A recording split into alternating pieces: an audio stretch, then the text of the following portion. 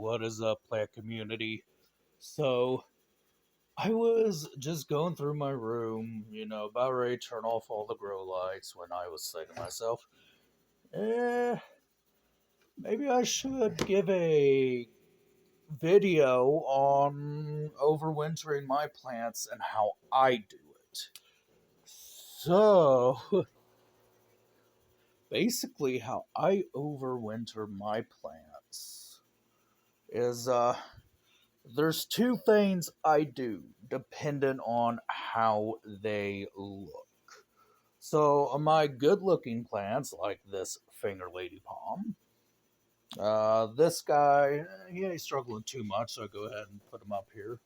The crocodile fern, the Pachira aquatica, plants that really, if we go over here, really ain't struggling whatsoever.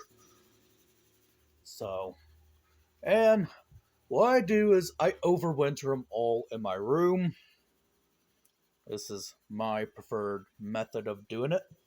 And I have a small space heater that I use for this small little room. And I used to have humidifiers, but I don't do that anymore because it really runs up the electric bill. And with me, of course, having reptile enclosures, including one over there, I can't really afford to run the humidifiers. So what I do now is, say if it starts getting a little cold in here, which it tends to get a little cold, but not too majorly, tremendously cold, where it's like, oh yeah, I better turn on my heater before something happens. Sorry, I had brain fart there for a minute. Yeah, this is what I do, is I take them and I have a big mister which works really well, and I go through and mist everything. So I'll mist Bachira aquatica. Besides my deserts, I won't mess with them whatsoever. And not only that, the reptiles need the humidity anyways. Besides Bubba here.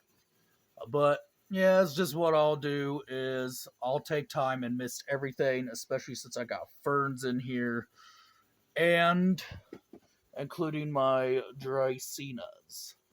Then what I do is, excuse the mess down there, I gotta clean it up, is my plants that say I know are struggling, I'll take down here, I'll put underneath the UVB just to help them out. So like, we had an Austral gem. I see a bit of green there. Hopefully something happens. He's really on the struggle bus. Um, his guy, he's kind of struggling. This is no longer struggling. I might actually move this over to where my normal plants are, just for the simple fact it's not struggling anymore, and I could just put it wherever. This pink arrowhead syngonium was struggling, so I placed him over. Sorry about that. Sorry about the camera angle. But I placed him over here. The blue star fern is definitely struggling. It was struggling when I brought him home, so I placed him over there. My calathea, it's the only one I have. It definitely struggles through the winter, so I definitely keep him underneath the UVB. And it makes it easier for, like, this guy anyways. It should. Because what I find is, with the UVB, they still get the purple backs, which is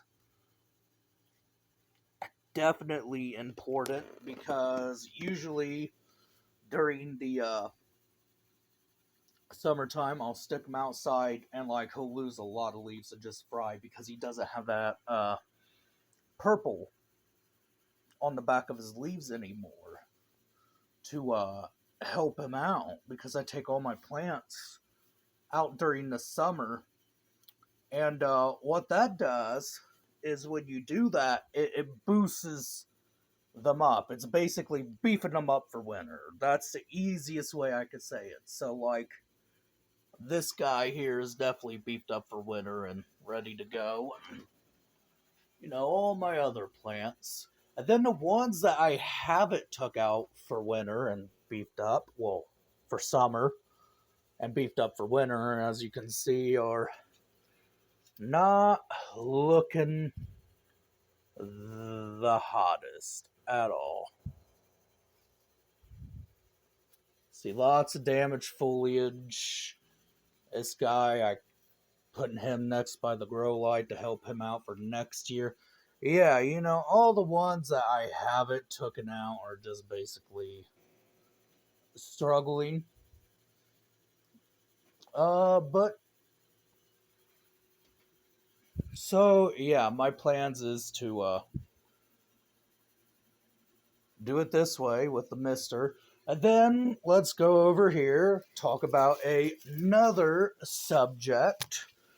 Uh, eh, Lots of leaves from this palm. It's like going through a jungle. You gotta go through all the foliage just to get to one area. Anyways, what was he talking about? Cold windows.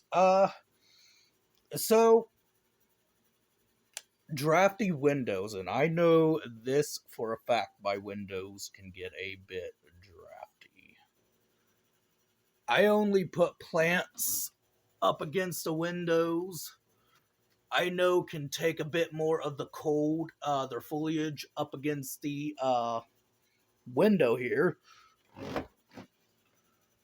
So, like my crotons, not sure you can see that, but my ivy, I definitely put up by the windows because they can take way more cold than the,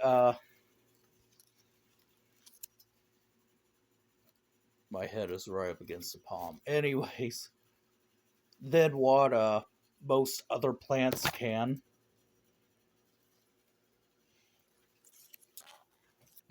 But yeah, that's about my winter care and what I do. And usually you don't want to have your plants up against the window like this. Normally, if you don't have your room humid enough or warm enough to say to keep them going, usually it's not a problem here. The only time I really worry about it becoming a problem in Indiana is when it starts getting. Sorry, I am moving this. You can't really see it, but I was moving this big ficus. The only time I worry about stuff like this becoming a problem here in the state of Indiana is when it starts getting down into the zero digits. That can cause ice to form along my window edge. And when that happens, because it's warm enough, I'm not worried about the cold drafts or it being a little cold around the windows because they're still going to grow for me. They're still going to do just fine. I mean, I got a rock ficus here, which you can't see very well, to vouch for me for that I keep right there.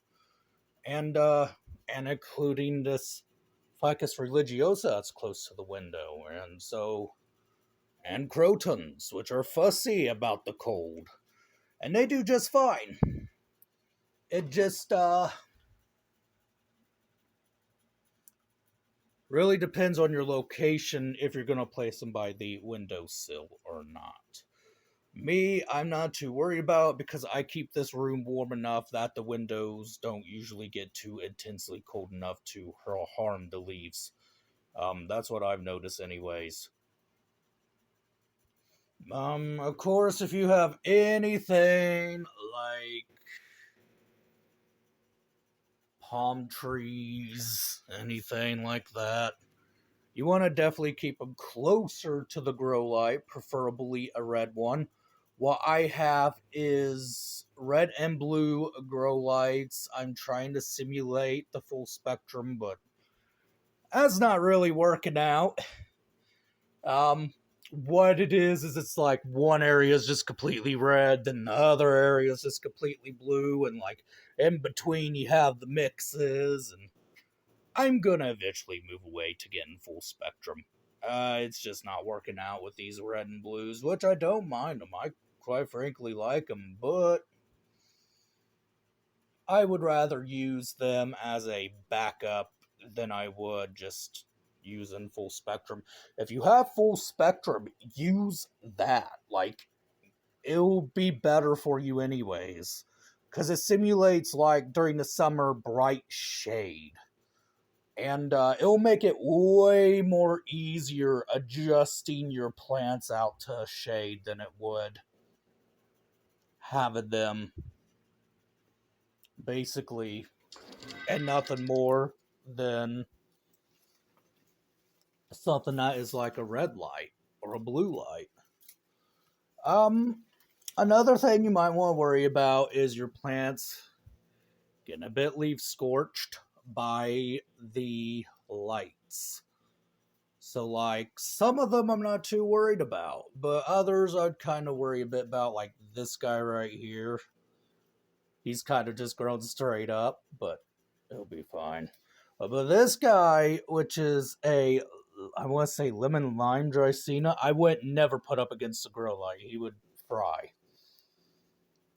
Um, yeah, certain things you can put up against the grow light, and certain things you can't. More of your non-flowering plants would prefer the red light over the blue, which is why this guy's losing his blooms and having them drop everywhere and has not bloomed for me yet because he is not getting the proper blue light. And I gotta make do with what I can. Also, be aware you might get laggy growth on certain plants when you bring them in because they are not getting the same light as they once had, so you might get laggy growth on things like your giant elephant ear. But my main goal is to just get them through the winter. That's it. I don't care about the babies down there, which you can't see, even though they're coming up. But like I said, my main goal is to get them through winter. You have a plants that are like real heavy into like being misted, like your ferns. Ficuses love it, but you don't have to. But when you come to your majesty palms, bamboo palms, things like that like to be misted, I would definitely recommend doing it just to help them out and get them through winter. I know this guy gets on the struggle bus when I don't. A lot of my ferns do. A lot of things do. But yeah, this is what I do for winter care. Oh, about fell. So many plants. Yeah, that's what I do for winter care. Just kind of make everything more of a tropical jungle. Why not? And mist when you need to mist. Keep everything watered. This is one of the things I do for overwintering. We'll go over into another area real quick. Okay, so I was going to go in my brother's room, kind of took the camera around, see if you guys could see it, and you could not. It was just a no-go with that. Another thing you could do for your overwintering only with certain species of plants is you could kind of push them into a dormant stage where they're not really growing all that much, putting out a lot of growth. So I do that with certain species like my Norfolk Island pines, my Dioun spinulosum, and my Japanese cycads, and even my ferns. Certain ferns I will do that with. So like my Boston ferns and macho ferns, automatically I put more next door to what used to be my brother's room, and I keep them more in a dormant state because that helps me with watering, and I don't really have to water them pretty much at all. Like, I think for my large Norfolk Island pines, I've only watered them once, and I haven't needed to water them yet. Now, the seedlings or the babies I have are a different story. But your Boston ferns don't really need a whole lot of watering either when you keep them more into that dormant state. I tried doing it with my dwarf species of what's it called? Trying to think. I forget the name, but it's like a dwarf species of tree fern. The dwarf species of tree fern, I find they don't really like to be cooled, and it's weird because most ferns don't really mind it, but I guess he kind of did, and he didn't like that too well. So I pulled him back into this room, which is more of my newer tropicals, newer plants, new world plants. So I have a lot of my clumping palms and things like that in there. Then I have the old world plants, which is things like cycads, Norfolk Island pines, Boston ferns, macho ferns, things like that. I have them more in the room where it stays a bit more cooler because I don't have to maintain them as much. Also, another thing to keep in mind is I know a lot of people have issues with these during the winter. Don't water them as much, or like set them like I'm doing now, because you'll get this. Set them by like an area where your fan is, so that way it can dry out more easier, and you're not really overdoing it every week on your plant. Because some plants won't want to be watered on a regular basis. And I don't really want to lose another Pachira aquatica because I've overwatered it. Because I only water like once a week in here. So yes, do keep that in mind. Some of your plants may not want to be watered as much, and you can put them by the fan to kind of keep on the same schedule, or you might have to water more. Depends on the plant. But yeah, overall, I say that's really all I have for winter care on your plants. Any questions, anything like that, leave them in the comments below.